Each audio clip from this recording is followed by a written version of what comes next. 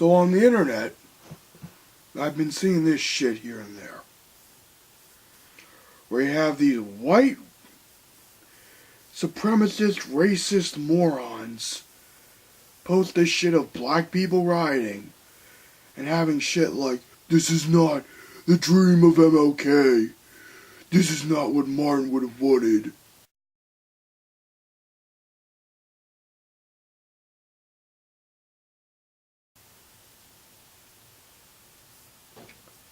Here's why that pisses me off. It shows the following: intellectual laziness, lack of a desire to understand Dr. King, only grasping the most basic, elementary shit about Martin Luther King Jr. That is what that is when people post that shit on Facebook or whatever. When people try to demonize Black Lives Matter or demonize black people rioting. You act as though MLK was an arrogant man, was a self-righteous douchebag, a man that lectured and didn't listen. There's two different clips of his actual view on rioting. Let me say, as I've always said, and I will always continue to say, that riots are socially destructive and self-defeating. I'm still convinced that non-violence is the most potent weapon available to oppress people in their struggle for freedom and justice. I feel that violence will only create more social problems than they will solve. That in a real sense it is impractical for the Negro to even think of mounting a violent revolution in the United States. So I will continue to condemn riots and continue to say to my brothers and sisters that this is not the way. Continue to affirm that there is another way. But at the same time, it is as necessary for me to be as vigorous in condemning the conditions which cause persons to feel that they must engage in riotous activities as it is for me to condemn riots. I think America must see that riots do not develop out of thin air. Certain conditions continue to exist in our society, which must be condemned as vigorously as we condemn riots. But in the final analysis, a riot is the language of the unheard. And what is it that America has failed to hear? It has failed to hear that the plight of the Negro poor has worsened over the last few years. It has failed to hear that the promises of freedom and justice have not been met. And it has failed to hear that large segments of white society are more concerned about tranquility and the status quo than about justice, equality, and humanity. And so in a real sense, our nation's summers of riots are caused by our nation's winters of delay. And as long as America postpones justice, we stand in the position of having these recurrences of violence and riots over and over again. Social justice and progress are the absolute guarantors of riot prevention. And I contend that the cry of black power is at bottom a reaction to the reluctance of white power to make the kind of changes necessary to make justice a reality for the Negro. I think we've got to see that a riot is the language of the unheard. And what is it that America has failed to hear? It has failed to hear that the economic plight of the Negro poor has worsened over the last few years. How many summers like this one do you imagine that we can expect? Well, I would say this: we don't have long. The mood of the Negro community now is one of urgency, one of saying that we aren't going to wait, that we've got to have our freedom. We've waited too long. So that I would say that every summer we are going to have this kind of vigorous protest. My hope is that it will be nonviolent. I would hope that we can avoid riots, because riots are self-defeating and socially destructive. I would hope that we can avoid riots, but that we will be as militant and as determined next summer and through the winter as we have been this summer. And I think the answer about how long it will take will depend on the federal government, on the city halls of our various cities, and on white America to a large extent. This is where we are at this point, and I think white America will determine how long it will be and which way we go in the future. Even Senator Jacob Javits asked the question recently. He said that he was a slum resident, but he and some of his fellow Jews were able to make it out of the ghetto on the Lower East Side. The same thing is true with lots of Irish, Italians. And he asked the question why the Negro finds it so difficult to make his way up out of the ghetto. Well, number one, no other racial group has been a slave on American soil. It's nice to say other people were down and they got up. They were not slaves on American soil. The other thing is that the Negro has had high visibility. And because of the prejudices existing in this country, his color has been against him. It's been against him, and they've used this to keep him from moving up. In the final analysis, when you say to a man that you are in this position because of your race or because of your color, you say to that man that he can never get out of it. Other racial groups have been able maybe to change the accent or change the names, but the Negro can't. Martin Luther King Jr. would have been angry. He would have denounced the rioting. But he would never have been so arrogant to suggest that the reasons for doing it aren't out of hopelessness. As he said, riots are the voices of the unheard. Every riot you see is from a society, a sect of society, that has had enough, that has been broken to the point where they don't even care, which is heartbreaking and disturbing. And for these conservative, alt-right schmucks to have the audacity to be all like, well, we're just going to lecture you and say how that's dumb, and not even try to understand what caused it. Oh, they rioted, you're automatically the bad guy. Oh, don't break your own shit. We're going to be edgy like Milo. Ooh, real fucking intelligent there. Listen to the guy who's the male Ann Coulter. Oh yeah, I certainly think his opinion is valid and worth taking as a serious, credible fucking source.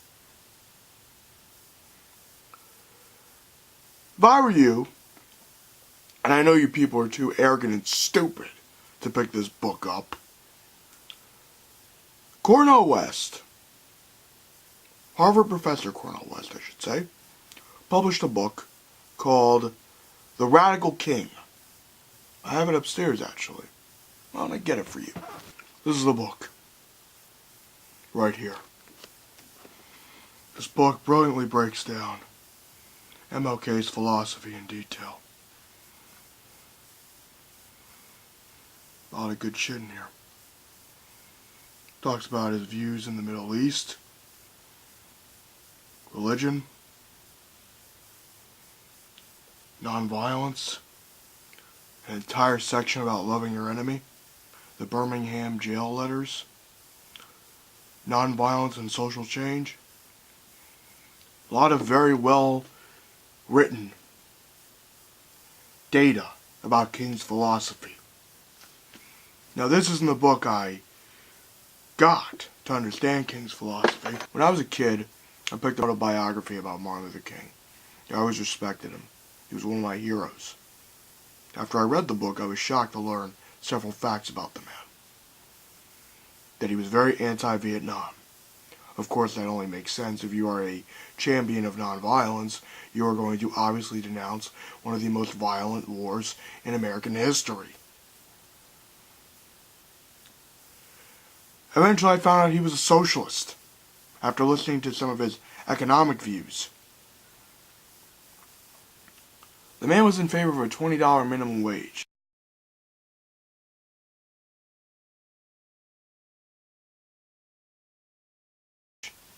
If you adjust the minimum wage that he proposed to inflation today, it's close to $20. He also proposed basic income. King also discussed why communism rose in Russia in a speech called Loving Your Enemy. You can listen to all of his speeches on YouTube. All of them. They're enlightening and inspiring and beautiful. That is who Martin Luther King is. I may consider myself a Jewish secularist. However, when I look at Martin Luther King Jr., I see what a true Christian is. King used his faith to help humanity, to help his fellow man. He used the Bible as a way to push himself to help his fellow man. Not hate, not look down, not mock. King was not an arrogant man. So to all you fuckers who say, King would hate what BLM was doing, like what's BLM doing? Okay. And it's not like during that Chicago kidnapping that a lot of the alt-writers like Sargon of Akkad and Milo try to label as a Black Lives Matter motivated attack. It's not like they also denounced that. Oh, wait!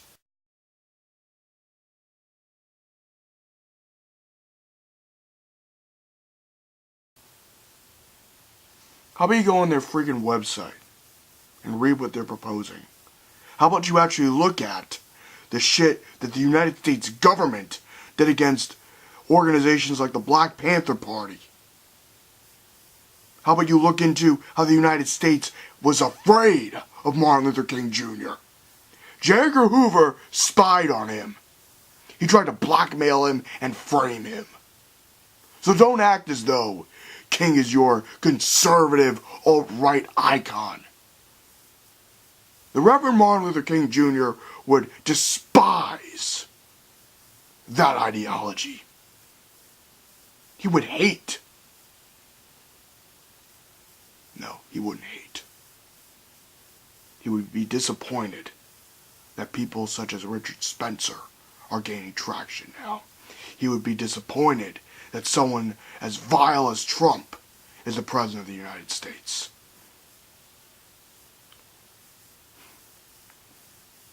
King would have also called out Obama's warmongering if he was still alive. Because that is who Martin Luther King was. A man of peace. A great patriot. A man that never raised a fist, but used his mind, his empathy, and his love for his fellow human being. The man, you want to talk about an alpha male? Martin Luther King is a real alpha male. He never rose a fist against his enemy. He used his mind. He used his voice. He negotiated. He talked with people. He listened to people. That's what a man does. Yes, King would be saddened by the violence of, say, the anarchists and certain Black Lives Matter activists. But he would also take the time to listen to why they feel violence is their only option. People also seem to forget that one of King's main goals was to move the civil rights movement away from the methods of Malcolm X. Malcolm X, if you break it down, also had a very understandable reason for why he acted the way he acted. While Obviously, segregation is stupid. I can understand why he felt segregation was necessary. He felt that a united black people would be the only way to have a strong community. And that if you're attacked, you attack back. But then Malcolm X went on a pilgrimage to Mecca and was enlightened and wanted to work with King more. The tragedy is he never got the chance to do it because he was gunned down by scum in the Nation of Islam that were afraid of what Malcolm X was speaking out against.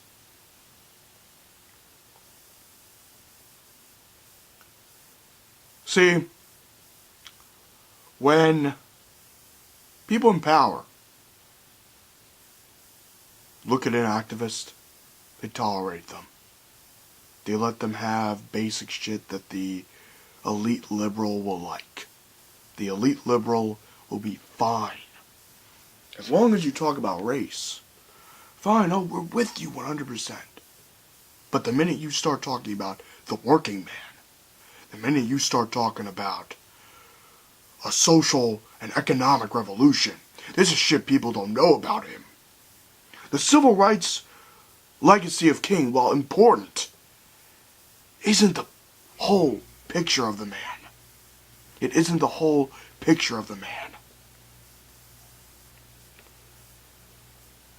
Had King lived, he was on the verge of a social revolution that would have made the United States a stronger and better nation. Some dickhead decided to shoot him. I guess my point in this video is, before I hear any more alt-righters bitch about Black Lives Matter, how about you actually listen to what the organization says? How about you listen to the fact that the organization has denounced many of the violent and hateful actions of some of its members? To say that one isolated fucking incident is something to judge a whole group by, that's like saying anarchists, violent anarchists, are the standard that you should judge the left on. King was a textbook example of what a leftist should be. He used his brain, he used his voice, and he talked and listened to people. I guess I want to end this video with, before you alt-right scum use the I Have a Dream speech of Martin Luther King Jr. as a way to shame people who are rioted, why don't you actually pick up a damn book, go to the freaking index, you don't even gotta read the whole book. See, there's this thing called an index. It's very useful. You know, you can look up a lot of specific data. You know, it's like Google.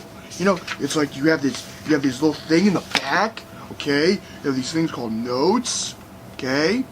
All these nice notes, and this really nice index here. Like, gee, it's like as if you could, like, read specific parts of the text.